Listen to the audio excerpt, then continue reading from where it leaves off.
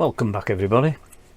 This video is a conclusion to the last one I did on the creating a pen adapter for the CNC for the 4040, and had some real good feedback, and especially from a gentleman that obviously was well experienced at using pens on CNCs, and he advised me to get certain pens. He advised me that the more protrusion and that from the of the pen on its own out of the increases the movement, exaggerates it more. So I went back to the drawing board and I've come up with a system that works. Okay, I've still kept the unit, the spring loaded unit. I've still kept that, but what I've done is I significantly designed the inserts that fit virtually any pens or a pencil, and they're really good now. And I created a number of them because obviously you don't get it right the first time, but these, what I'm going to show you, are the correct ones. And I also bought, from the recommendations of the gentleman, a set of gel pens. Now I have quite a lot of gel pens. I don't know what make of them, but the problem with those are they have a notch in the middle. So whatever you make, you have to make the slide inside to the diameter of, I don't know if you can see that, it's like a little notch there, and you have to make obviously that the diameter. So then this would wobble about inside. Well, I've stopped that, but I have a lot of those gel pens. But he suggested getting a set of I think the Uniball Signo, that's what I call those. I can put a link down in the description from. Got them from Amazon. They're not expensive. I think there's about 10 pens in there, probably 12, different colours, multicolours, and they were about £8, £7 to £8. So it's not expensive, but if anybody's interested, I will put a link in the description. And I've tried them with these pens, and that's what the pen looks like. It's got like a rubbery type material on there, and it's got a push button in at the end. Now when you get these, the nib comes coated in like a blue paint that stops the gel, or what's inside the ink, from running out. You just scrape that off with your nail, comes off, and then the pen works. So really good.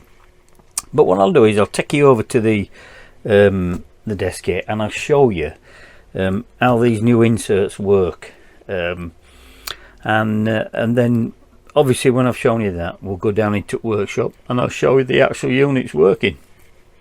So right, I'll take you over to here and I'll show you what it's. Right, here we are. Now remember, on the previous video, those were the inserts, okay? That's one for a pencil, and they have the little grub screw in, and the brass insert that you put in with a soldering iron. That one takes the, and I still use this one because this takes a Sharpie, so it's really good. But these are the new designs, okay? Now remember me telling you that the longer, if you have the pen in the slider, the longer that is out, the further that is out, any slight movement in that will exaggerate it even larger here. So it has to be pretty good fit. But what I've done is I've now created these. Now as you can see, there's one long one there, so you can take a pen, or if it's a slightly longer pen or a shorter pen, you can take it further down. Okay, these just slightly shorter, and these are the ones that I use for these new pens. Okay, and it does use the existing ones that I have. Okay, Now I'll just take the insert out at the top. They still have the grub screw in there, but what I'll do is I'll show you now. If you look, that is cone shaped at the end. You can see that it's cone shaped. So when I put the pen in, it centralizes. There's no movement in the end of that pen. Okay, and then what this does is, on my smaller pens, that is an insert. Don't use it on this, because all I do then is tighten that grub screw up there. If you let me get my Allen key, I tighten that grub screw up there. Only wants a little nip. That locks that into place. That is rock solid. Okay, I then slide that in there. There is no play in that now. It is a nice, lovely fit, and that still works on the spring. Okay, it's just the right amount for the spring. Push that in, so your pen actually now, your nib is out. I turn that round and I just touch it. I don't put any tension on that, because I can do that in the software. Okay, so that now is set. And the beauty about what I've done is I can set a pen up for different colours. I'm going to print about 3 or 4 of these off, and then I'll have pens set up for colours I'm using, and all I'll do is swing that away, slot that in, new pen, back on, and I shouldn't really even have to zero it, because all the pens are virtually the same. Okay, and then on with your second colour, and you can just see that working ever so slight. That's if you've got any unevenness on,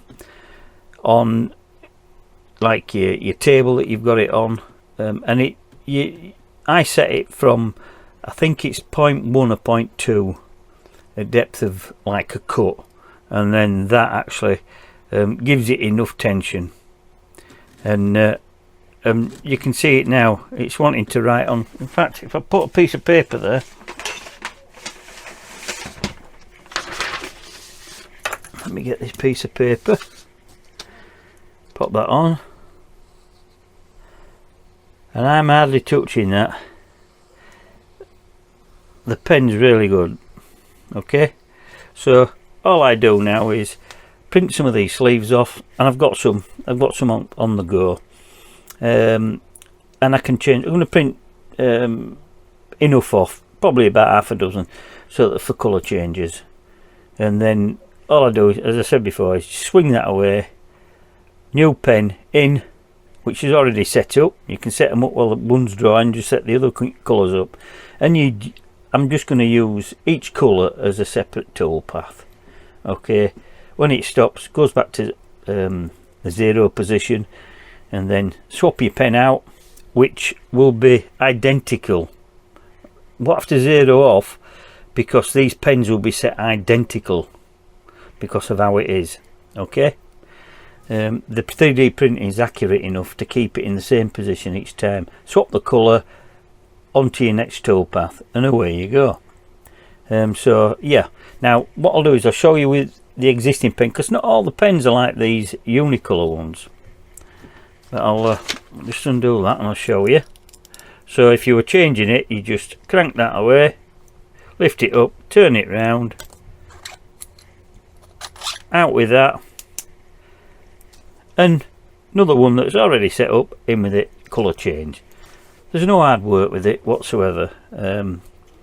But as I'm going back to these pens, mine with the gel, okay, as you can see that notch in the middle. You can see that. I can't really, let me see if I can get it up close. You see it there, it's there. That there, it's a notch, and that is a smaller diameter than that, so you have a problem. But however, if I use the same actual insert, This is the difference. Same insert, and I put the pen in there. Okay, you can see that it would wobble about. I've cured that because I've printed some nice little, you can see them, inserts, and I clip that round. Let me get it round. In we go, down there. And they've like pencils, they've got flats on of these pens, so the insert is spaced so it clips around that. And then you put it, the open part of the insert, you can see that the open part is there and the grub screws there, and all you do, and you've got a flat on inside there, rock solid, and it's central every time because it's in the cone, it's in the same cone. Down we go, swing around,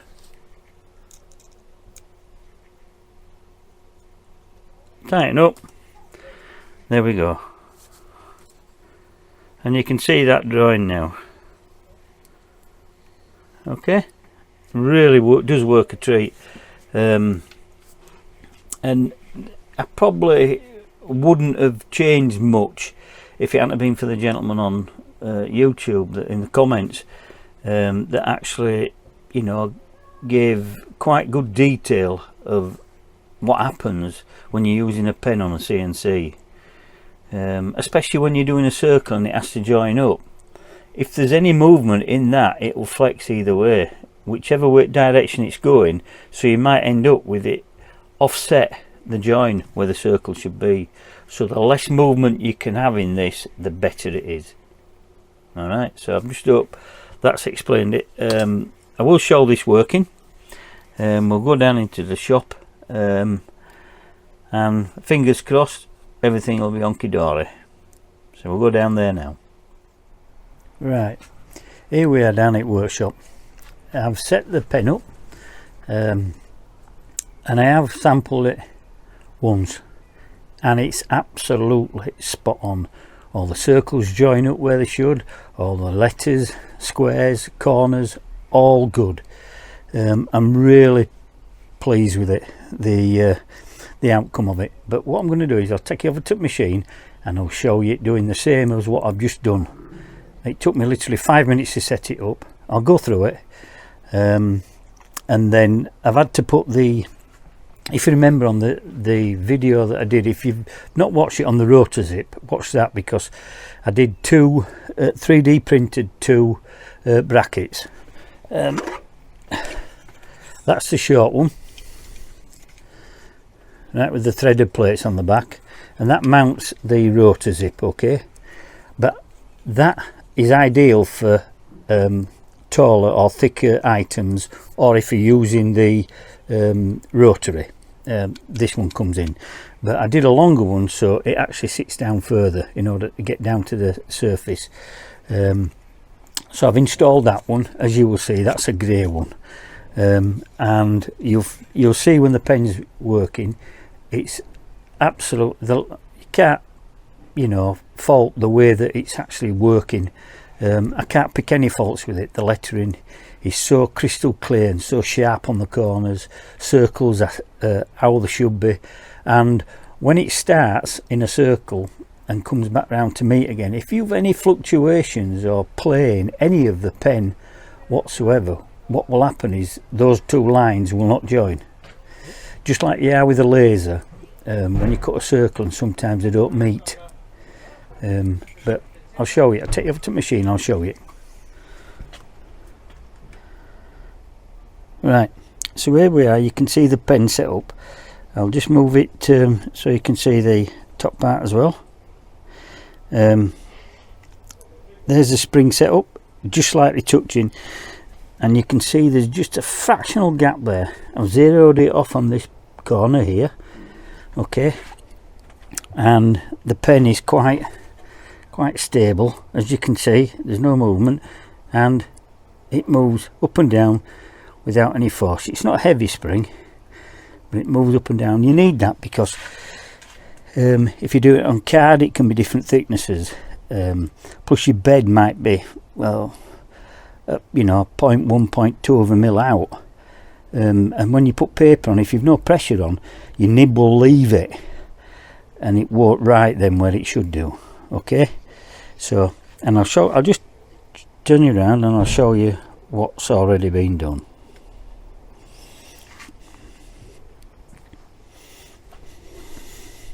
Right, you can see that's the first one that I've done. Did it in the centre, further away. The next one will be done round here somewhere, okay, at the beginning, so you can actually see then what's happening and how it's writing.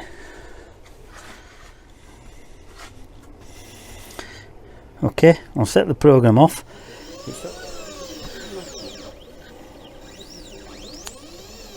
You can just see the pen moving up slightly, and these are gel pens like that one of my viewers told me to do.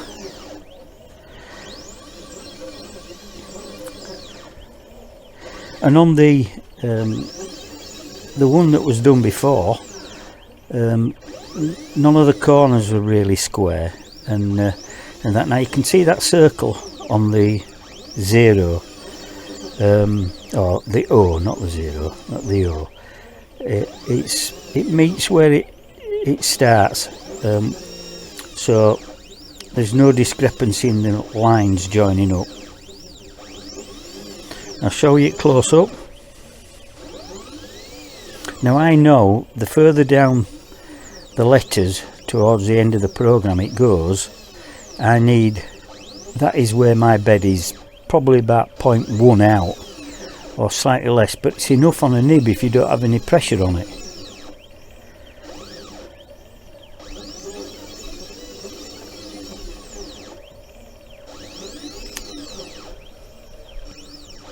What I'm going to do is start to experiment with different colours as a toolpath, shading in, shadowing, and I'm going to try that, see what I can get out of it, and I'm going to try some different writing as well,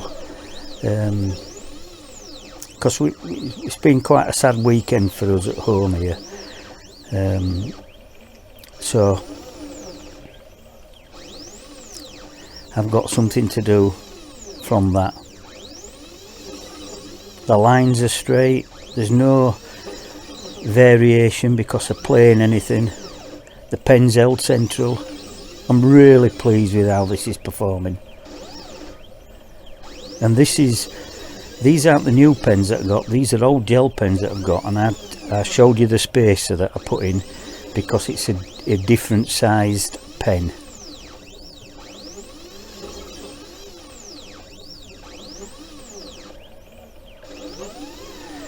I will show you a close-up of that. This is like a fluorescent pink.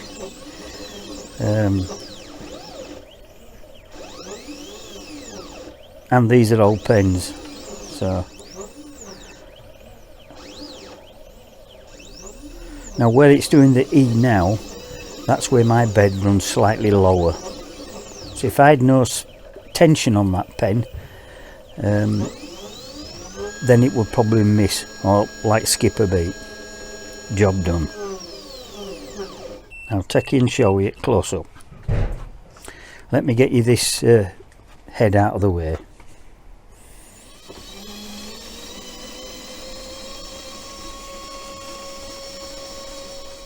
Right, here we are. Now you can see that the quality of that.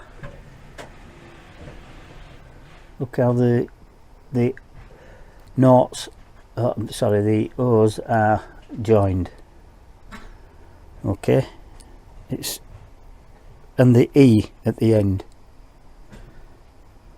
And I've done that previous, so you can see that one.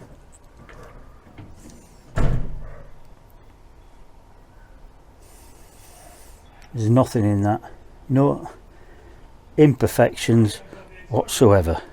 I'm really pleased with that. There's no reason why I can't set a toolpath now in order to fill in. It'd be just a different toolpath, but it'd be done on a different part of the program. Okay.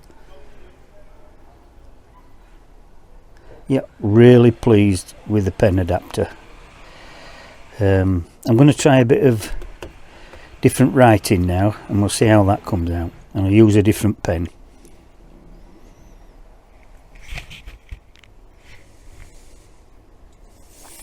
Right, here we are. I've changed the program. I'm doing a different font here. I'm doing Gabriola font. I'm doing 2 different sizes. Changed the pen. Took me literally a minute and a half to change the pen. Let's see how this goes. Now, just open this. The pen I've picked. You can see it okay, but they're old pens of these. I haven't used the new ones that I've bought yet. I'm wanting to try these out. So let's see if this picks it up. I've put the program in, and let's see where this goes.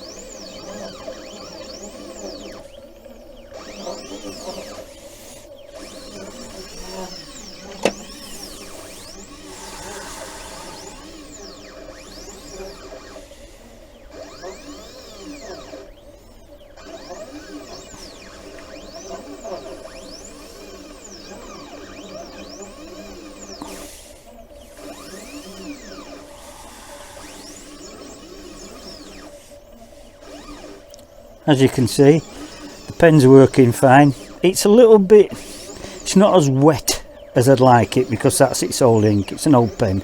I mean, these must be 6-7 year old. They're my daughter's pens. But now this is doing the main font, the larger one, and then it's got some smaller ones underneath. And this time I'm doing the lettering on the outside of the line, not on the line. Because obviously if you do it on the line, the thickness of the pen might create a problem in regards if you've a small centre part, because you'll take the pen nib, the width it is, even though the fine, can take some of that detail out. So you've got to be careful to the size you go in, and the nib size. This is quite a, I think this is about 0.5 nib.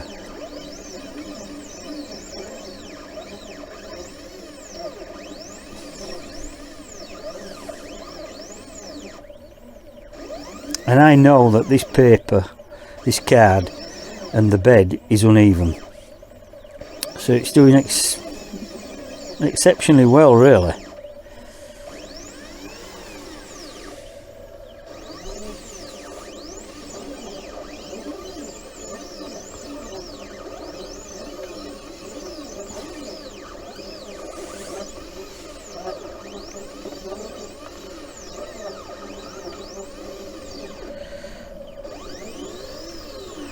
No, we're wrong with that. That's the first one it's done is the actual smaller font, as you can see by the lettering. And now it's on with the bigger font. Now you think it's not finished that, but the program works out where it wants to go first, or where it's jumping to next.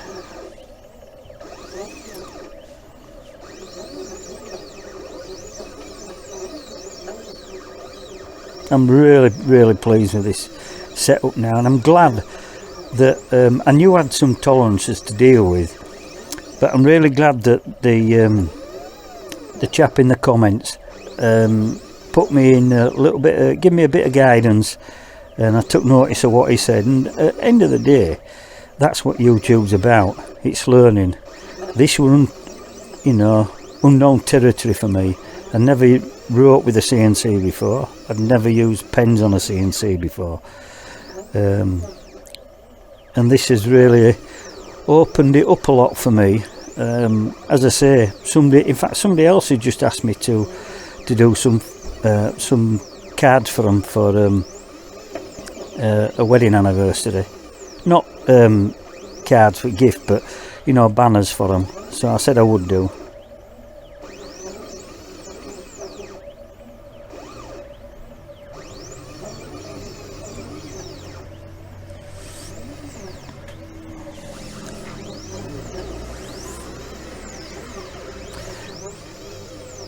And when you look at the letters there, this is, if you can imagine that you've got a bit of play in that nib, how it was before, there was movement in it. So that meant that whichever direction it was moving in, it would push the pen to the furthest point, which is not what you wanted really. And you'd end up with problems. So your lines hence wouldn't line up. Now you think it's forgotten that centre part, but it hasn't. It will go back to that.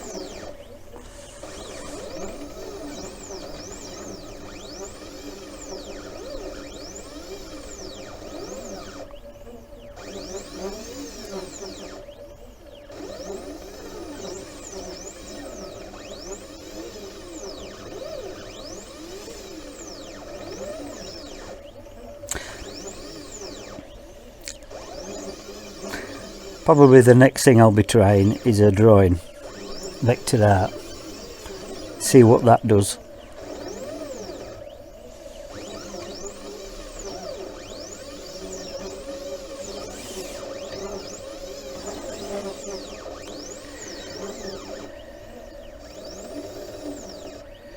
You can just see some light and dark patches on the ink where the lines are, and that's just simply because of the ink pen. It's using the ink that's going down to the nib or to the ball, and then what happens, it dries slightly so it's not as dark, and then it gets some more ink. So they're old pens, as I say. The new pens are absolutely spot on, but I'm not using my new pens on testing.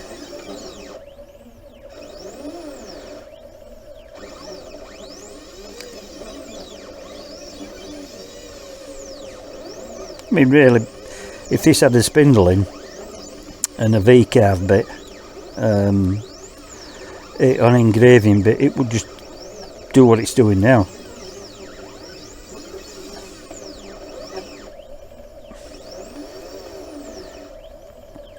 The depth of cut that I've set in the Aspire program is 0.2 of a millimetre. So from the surface, 0.2, it'll just take it down that little bit, gives you that little bit of pressure, and providing you set the pen exactly on the spring, then the 0.2 is your tension. There you are, finished.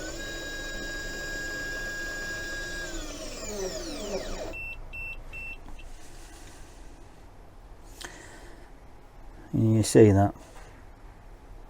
How detailed that is. That's the size that it is. I think the font for that's 15. Oh, it is set on the software program. So yeah, that, and that. What I'll do is I will try and do a video on probably a drawing, some sort of vector art, and just see what it comes out like, and do different pen changes, and we'll see how that comes out. I've just run this off. This is a family tree, and as you can see, the detail around the tree, and that's just a imported bitmap and vectorized in Aspire. A pretty simple one, but just to show all the fine lines that it does. So there you go. Right, we're back around now. That's the second part of this video. I've shown you it working now, and the pen adapter, and I'm really satisfied with that now. I'm not going to do anything with that. That'll work a treat. I've got some projects for it. I'm going to do a video probably if I do a multicoloured art drawing, or vector drawing, whichever you want to call it. We'll see how that goes. As I say, I have something to do for home here, because it's been a very sad last weekend really for me, for us as a family. We had a little dog, we called her Tess. I'll put a little picture into the video of her. She was absolutely beautiful little Bichon. We've had her 14 years. We got her at 4-year-old, so she's 17. In the latter years she was deaf and blind, but got about the house. Funny little soul when she could be, and she'd suffered 2 seizures already, and she had another one last Friday, which were a major one, and with her being deaf and blind, and then it left her. We rushed up to the vets, and it left her in a pretty confused state, so much that the vet said she's not going to be really well after this. If she comes round from it, she seemed to be in pain. She was telling us she'd had enough, so we had to have her put to sleep, and it's destroyed us a little bit of home here, because she was the one that got me. As you know, I've had a knee replacement, and she was the one that when I came home from the hospital, she sat by my side every day until I could walk her. Then I took her out, and I've took her out every day since, and I missed it, and she's got me back walking, and as soon as I could walk again, she sits with her mum, or she did do. So I've got a little bit of a remembrance plaque to do for that. What I'm going to do, I don't know yet, but as I say, we've got to be thankful we had her. She gave us so much enjoyment. It's not the easiest things to get over. If you're animal lovers like we were, we won't be getting another animal, another dog. I've got a video, because I mention it to people but they don't believe me. We have a terrapin in our pond in the back garden, and they call him Domino.